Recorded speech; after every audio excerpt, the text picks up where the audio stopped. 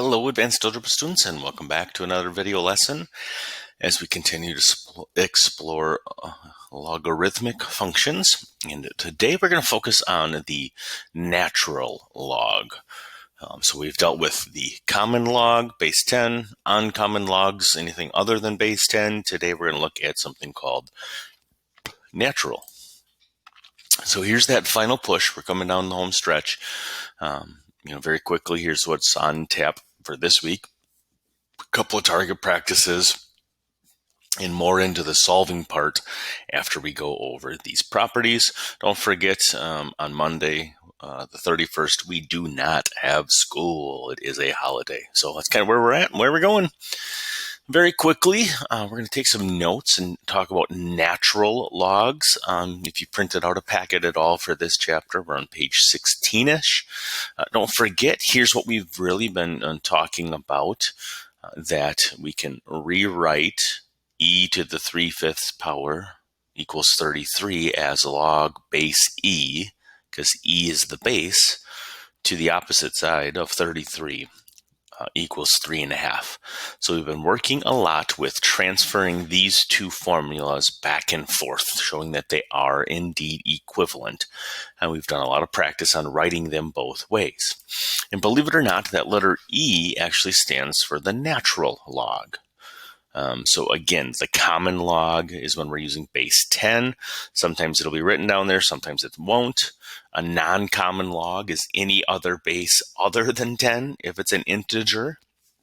The natural log is a base whose e, and e is actually really nothing more than a letter or a number, as we learned from the continuous compounding formula. We can also abbreviate it with L of n. ln of x. It's a shorter way of writing log base e of x, and I'll show you that on this slide. Okay, so natural logs use a base of e, like 2.7 something, and we can use this shorthand ln of x. ln of x, that means log base e of x, and it's read as the natural log of x. Okay, so here's what's really, really important. This is how we transfer back and forth, right? If we have something equals the natural log of a, remember that this part really represents this. So we can say e to the power of x equals a. Okay, we can go back and forth as long as these two statements are true. And natural logarithms are still logarithms. They're still part of the log properties. So the domain, the range, the asymptotes, and the x-intercepts still apply. And even as we go into some of the other properties later this week, you're going to see that it still applies. Just remember that natural log of a, though, really represents log base e. Okay, that's the trickiest part in this, is remembering it represents log base e. Now, one of the things you will be asked to do is to just evaluate some of these using technology and to, in a sense, estimate some of them to the nearest 1,000th, which is 3 place values. So the natural log of 325. If you are using an Inspire at home, you'd have to use your control button, and L of n, ln is right above the E button. Inside of Desmos, it is underneath the function button, right here underneath e of x. So we are looking for the natural log, ln, the natural log of 325. And to the nearest 1,000th means 3 place values. So we underline the 3 and we look to the 8, which makes it 5.784. 5.784. Where the natural log of 8.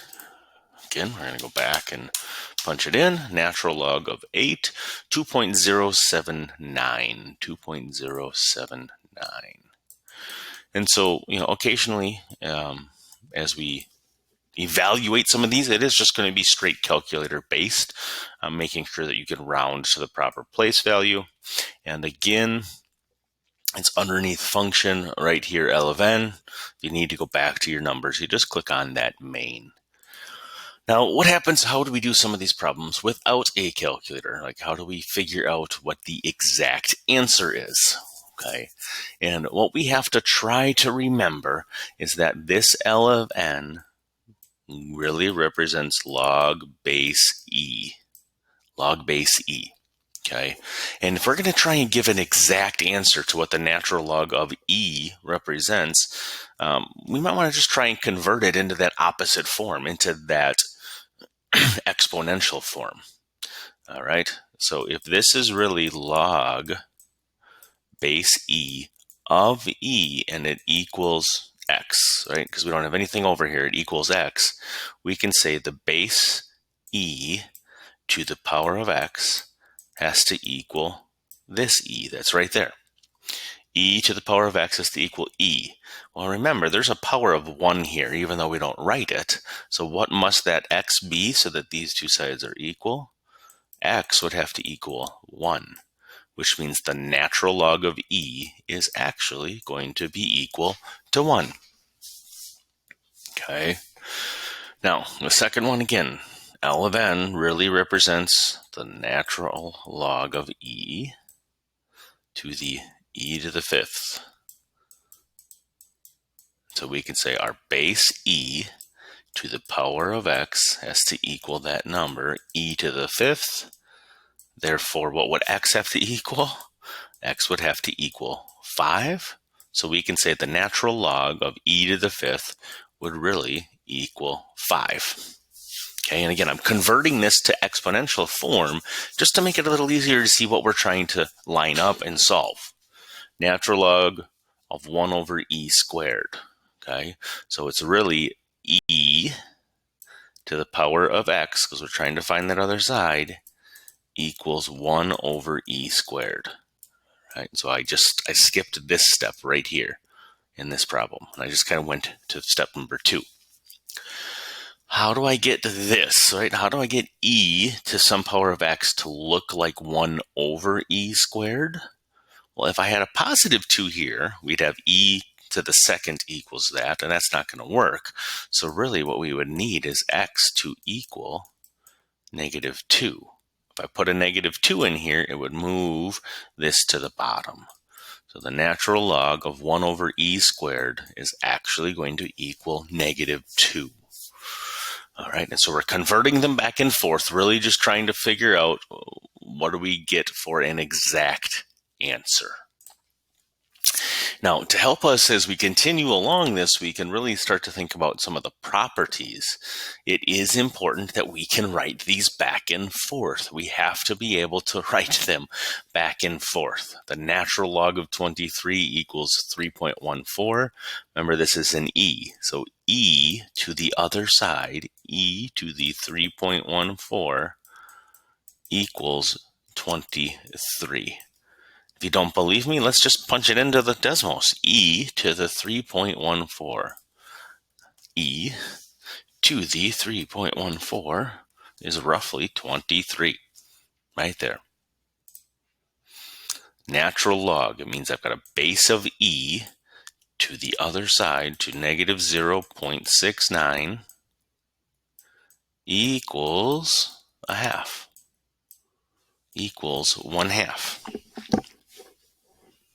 All right, how do we take exponential and write it? Well, remember, this is log base E of the other side of 11.02 equals 2.4.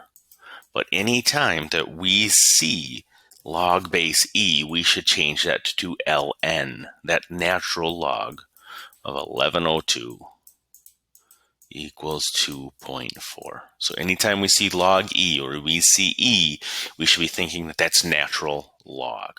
So the natural log of the other side, 0.41. Oops, how about a 1, Mr. G? Equals negative 0.9. And that's going to be helpful for us as we continue to make progress in properties and solving, is being able to write them both in exponential and logarithmic equation form. If you have any questions, please make sure that you reach out. Otherwise, until next time, everyone, stay safe.